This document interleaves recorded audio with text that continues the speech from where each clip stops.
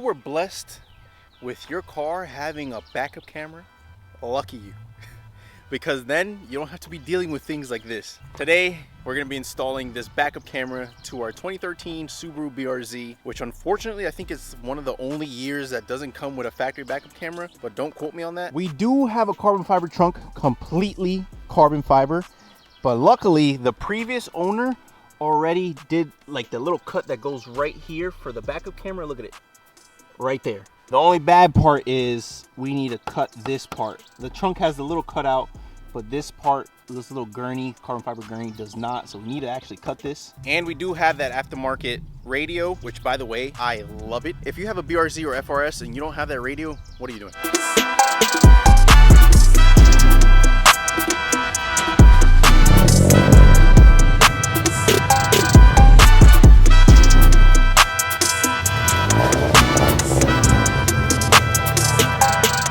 Brother, this heat is gonna have my asthma acting up.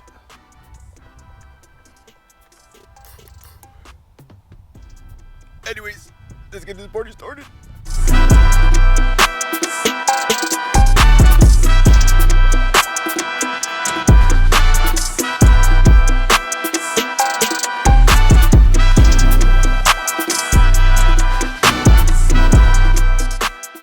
Jeez, we definitely need to clean this up, boys.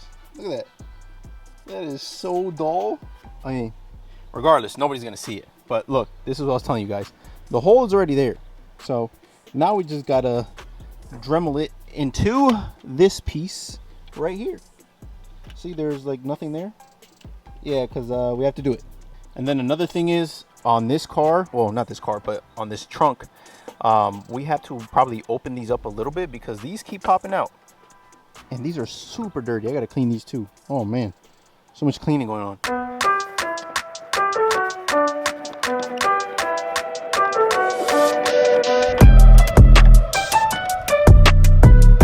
One more thing, important thing before I mess this whole thing up.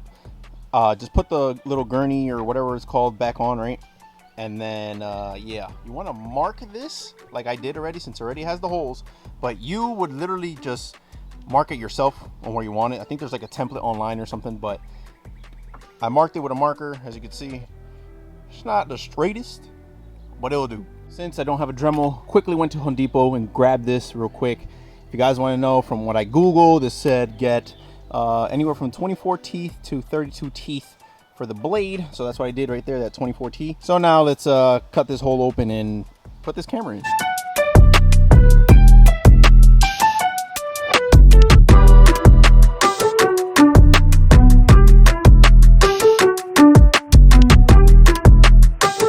It's not the best, but we got her done. So what I did was take the Sawzall and literally just cut here and cut here.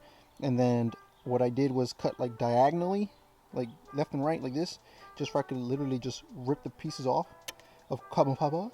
Did that, and then I took some sandpaper, 220 grit to be exact, and then just smooth everything over. So with the trunk down, let's do this little test fit. So this is the camera in question. I'll show you guys exactly what comes in the package, but this is the camera. It's gonna be mounted vertically like this. So let's take our little gurney, whatever you want to call it, put that where it goes. There we go. And then vertical mount right there. Look at that. Boom. You could barely even see it. This is everything that comes in the kit. You have obviously your wiring right here. Then they even provide electrical tape. Look at that.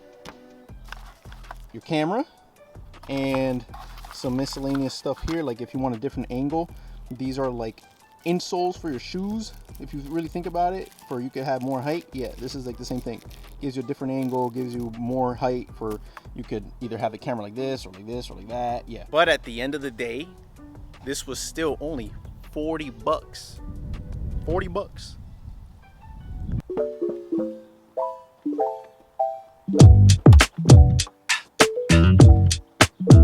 I'm not gonna tighten anything down yet, but I'm gonna tighten this down, the little gurney, whatever, and then I'm just gonna leave this kind of dangling, because just in case I stick it onto this and it's freaking crooked or something, you know, we're not doing that.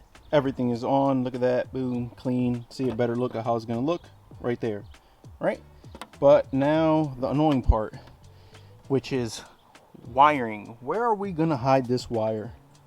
I'm thinking using this grommet right here, running it maybe down through here, out through here. Well, no, actually down through here and then just in through there, straight into the car. And then from there we just take off some body panels and literally just route it straight to the radio. Yes, sir. OEM plus, boys. Look at that. Look at that. Right through a nice little grommet right here. We're good to go. This is what it looks like with the camera on. I mean, it kind of like brings your eyes straight to the camera. I kind of really don't like that. But we're gonna see if we can maybe make the hole a little bit bigger and kind of sink it in more. But for now, I'm just gonna leave it like that. Oh, also don't mind this. Tail lights got a little bit of water condensation in them. So I actually have it over there in the sun, just kind of baking itself and getting all the condensation out. So let's put some wires together and see if anything works. Have the head unit off. Everything's actually labeled. I mean, I hope this is the correct one. This aux V in, which I'm assuming is for video, that goes straight to that harness. And then you have your little reverse camera one, which is right here, which also is the blue one on your iDoing head unit if you have this head unit. Right there, look, it literally says reverse. Then you have your negative right here and your positive right here. And this wire right here on the head unit, ACC, I don't know what the heck that stands for, but hopefully it's an alternative current or something. So we're gonna connect it to this, see if anything happens. Okay, bear with me, I only have one hand. So let's see how this works. Well, it's in gear, so I gotta clutch in, do accessory power once. Oh, actually, you know what, let's just turn it on completely. Are you freaking kidding me? I don't have my freaking key on me. All right, let's try this again. All right, nothing's blowing up. Can't let go of the clutch. Oh, music, stop. Oh my God, AC is blowing. All right, we got it to work. All right, so I lied. There's actually a video. Oh my God, there's actually a camera in right here. That's a camera in, right? And then the ACC, if you connect it, it like literally goes to this, to like the reverse. So don't connect it there because that's like a constant power. And the camera quality on camera right here looks better, but in actuality this thing looked like it's like freaking 180p. But hey, it still worked. The red lines are exactly like right on my bumper, so never hit the red line basically. And then the tripod right here on the left, and then my shoes and little chair on the right are at the end of each corner of the bumper, and I can still see past it. So that's very, very good. Oh man. All right, chat, listen, this is why it's important to read the instructions carefully and not skim over them. I wasted so much time trying to figure it out when all I had to do was read the instructions all the way through. This is so simple. Look, if you have the iDoing head unit, it's so simple. Look, so remember this wire, right? Connect this to the camera right there, camera in, and then you have, this is the trigger wire.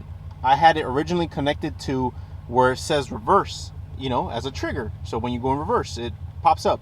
And then you have your positive and negative right here. You don't use your positive and negative. You just use the trigger wire connected to the ACC, which I told you not to connect it to because it was a constant power. But if you use the trigger, that's when it just triggers it to go into reverse, just like the instructions said. So just connect this wire right there to your ACC. And then look, boys, look. Oh, this is gonna be hard. All right, hold on. Give me a second. Let me put it in reverse.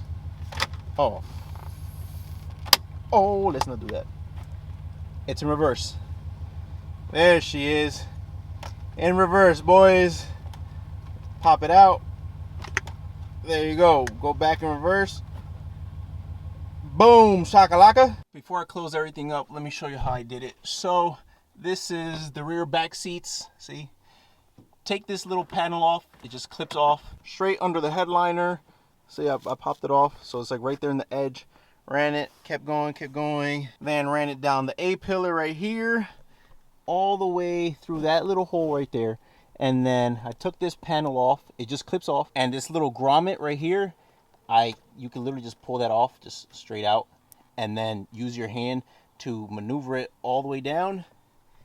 And it comes out from underneath right there. So then what I'm going to do is just going to run it underneath the dash, boom, go into the back of the radio and connect it. Everything is back together. Look at that.